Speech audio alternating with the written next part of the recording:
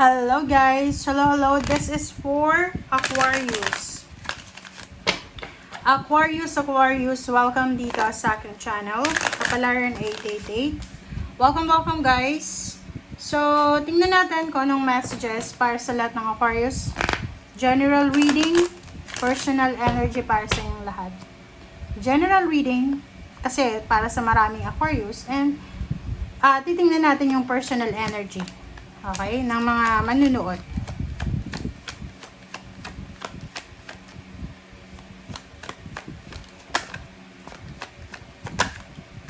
Okay. First card natin is number 16.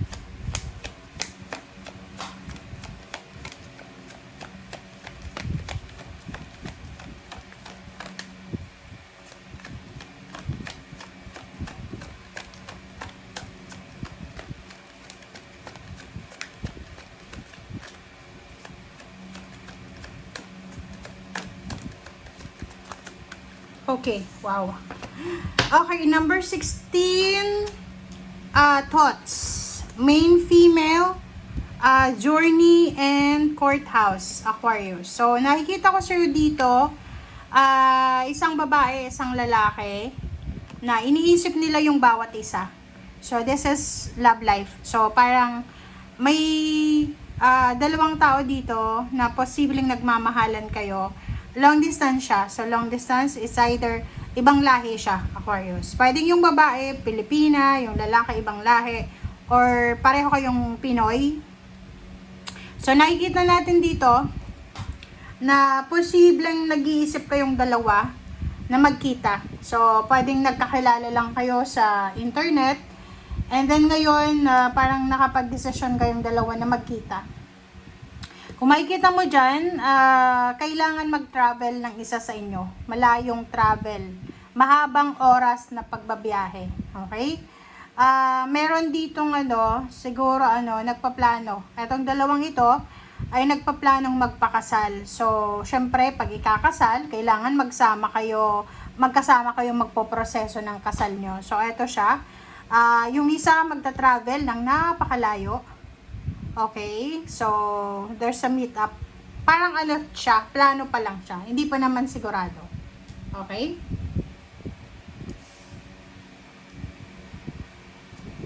Plano pa lang, guys.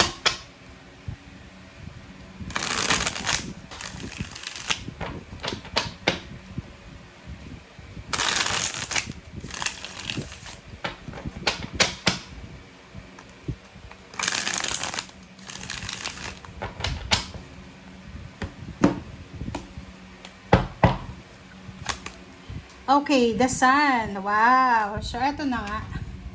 Aquarius, congratulations sa'yo kasi happy. So, sobrang kaligayahan ito na posibleng darating sa'yo. Posibleng nararamdaman mo na siya sa ngayon and mas magiging masaya ka pa sa mga susunod na buwan. Nakakaloka to kasi nasa upright position siya. So, sinasabi ng bara sa'yo na wag kang mag-aalala kasi kung relationship siya, na like for example, long distance relationship, wag kang mag-alala kasi hindi ka naman niloloko, okay? And if trabaho yan na ino-offer sa'yo, i-go mo na siya kasi maganda yung trabaho na yan na ino-offer sa'yo or maganda yung buhay na naghihintay para sa'yo. Okay, Three of Swords. Sabi ng bara sa'yo dito na kung ano man ang nangyayari sa'yo sa ngayon, that's the karma. That's the karma kasi pwedeng few years ago, marami kang pinagdaanan sa buhay na pwedeng nagbigay sa'yo ng pain and heartaches, pwedeng nagdala sa'yo ng negativity. And now, sinasabi ng bara sa'yo na huwag kang mag-alala kasi lahat ng pain and heartaches na naranasan mo for the past few months ay may kapalit siya na Six of Pentacles. Kumbaga, give and take naman talaga yung universe eh. Hindi naman lahat ibibigay puro kalungkutan sa'yo. Okay? Kaya nga, di ba, if nasa gitna ka ng pagsubok ngayon, isipin mo na the universe is just, 'di ba? Na pantay yan eh. Pag may pagsubok, may problema, may rason 'yan kung bakit nakakaranas ka.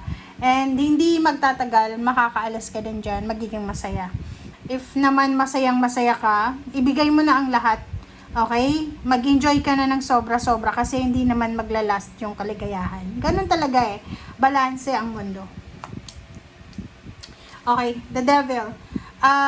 Yun, dito sa barahang to, may mga tao sa paligid mo na hindi sila masaya sa kung anong nangyayari sa'yo. Mag-ingat ka, kasi kung makikita mo dito, yung mga taong gumawa ng masama sa'yo few years ago, kaya ka kinakarma ng maganda ngayon, it's because of them. May mga taong gumawa ng masama laban sa'yo. And pinagtiisan mo yon, naranasan mo yon, and ngayon, binibigyan ka ng universe ng pagkakataon na maka-recover. Pero ang mga taong to na sila yung gumawa ng masama sa'yo, hindi rin sila maka-recover. Hindi nila matanggap na bakit ka sinaswerte, bakit nagiging maganda yung takbo ng buhay mo, 'di ba? So sinasabi ng the devil na yan, wag mo nang papapasukin ulit sa buhay mo kung sino man yan, ng mga taong yan na gumawa ng masama laban sa'yo dati pa. Diba? Ang ganda. Gemini ito. Pwedeng Gemini or Earth signs. Virgo, Capricorn, or Taurus. Okay? Sabi ng bara sa'yo dito na isang paglalakbay. Kumbaga, sabihin na natin, pangingibang bansa, guys. Kung lilipat ka ng tirahan or lilipat ka ng trabaho or lilipat ka ng bansa, sinasabi ng barahan na to na siguradong sigurado na makukuha mo yung financial success na minamanifest mo. Okay? Hindi yan masasayang ha. Like for example, nasa Pilipinas ka, gusto mo pumunta ng abroad para magtrabaho.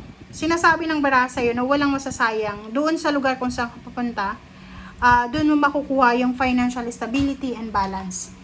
Kung may mga tao sa paligid mo na kinokontra yung mga plano mo, like for example, gusto mong makapag-asawa ng ibang lahi, tapos yung kaibigan mo, kinokontra niya, na sinasabi sa'yo, naku, wag kang mag-asawa ng ganyan, ganito, wag kang maniniwala sa kanya. Gawin mo kung ano yung alam mo na makakabuti sa'yo. Kasi etong travel, etong movement, etong transformation na darating sa'yo, yan ay magdadala sa'yo ng sobra-sobrang pagpapala, lalo na sa usaping salapi. And sa ilalim mo dito is Queen of Pentacles. So, ibig sabihin, plus the World card.